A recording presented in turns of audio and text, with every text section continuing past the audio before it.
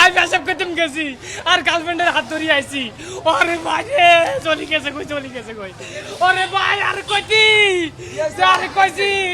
যে আরে ভাল লাগে না তোর আই মানে নিতাম। আরে এটা কি হইলো রে ভাই?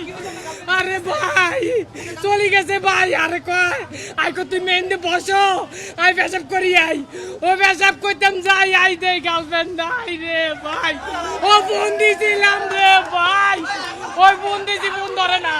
ও বন্ধ বাতা রে ভাই। প্রেম করছিলাম ভালোবাসি এত ভালোবাসার ভিতরে কেমনে দিতে আর বুকের মধ্যে সেলের গাদি উড়ে গেছে। আরে আল্লাহ রে আল্লাহ আর ভালোবাসা কোনো জায়গায় কমতে ছিল না রে ভাই।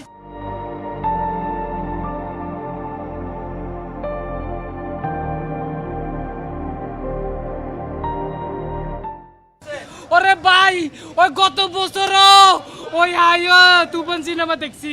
ওই আর গার্লফ্রেন্ডের সাথে একইভাবে দেখছি। হিতির লগে বাদাম খাইছি একই সিনেমা দেখছি কান্ত এখনো মিলেমিশে আইছি।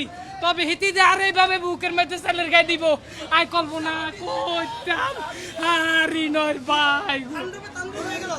ওরে ভাই তাণ্ডব হয়ে গেল ভাই। ওই গার্লফ্রেন্ড তুই কইতি রে? আরে আই কত টিয়া কত মুই তুই নানি জোগাড় করি।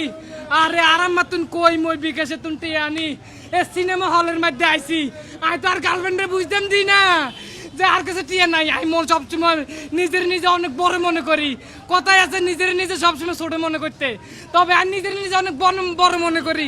কিলে মনে করি কারণ আই যদি আমি ছোট মনে করি গার্লফ্রেন্ড তো আমার লোকে থাকতো না। আর হিতিরে বুঝায় যে আর বাবে টেয়ারের অভাব নাই। আরে বাবুরে চোখের পানি তো আইয়ে না কেমনে আইবো?